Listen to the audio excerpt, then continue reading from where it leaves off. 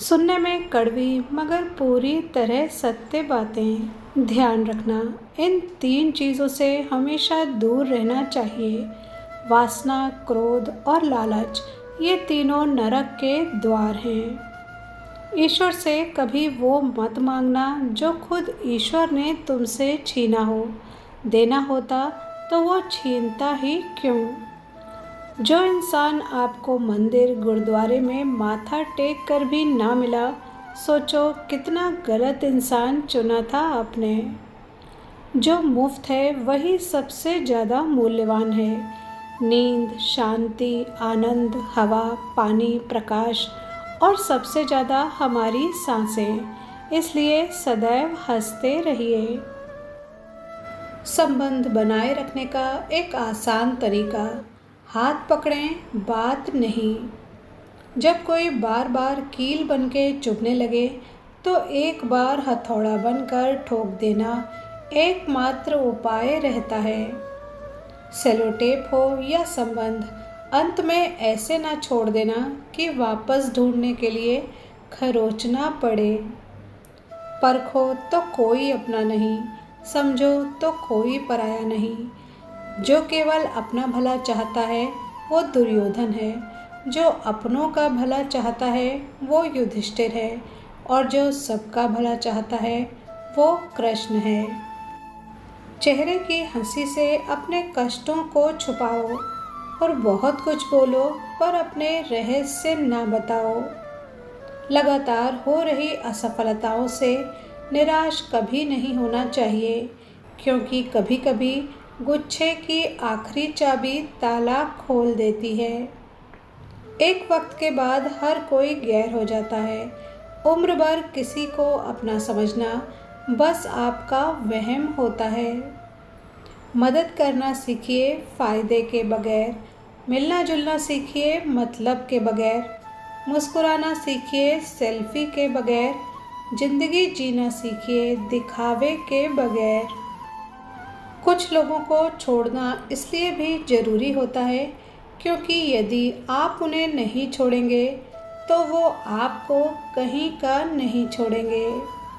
गलत रास्ते, गलत लोग, गलत परिस्थितियाँ और गलत अनुभव ज़रूरी हैं। यही हमें सिखाते हैं कि हमारे लिए क्या सही है। ज़िंदगी के मायने दूसरों से मत सीखो। ज़िंदगी आपकी है, मायने भी आप तय करो। कटु सत्य, ननद कहती है मेरी सास बहुत बुरी थी इसलिए मैं उनसे अलग हो गई, लेकिन मेरी माँ बहुत अच्छी है, बस भाभी को सेवा करनी नहीं आती। पापा कभी डांटें तो सर झुका लेना, पर कभी उनको आंखें मत दिखाना। जिस बाप ने तुम्हें इतना बड़ा किया उनको जीने का तरीका मत सिखाना।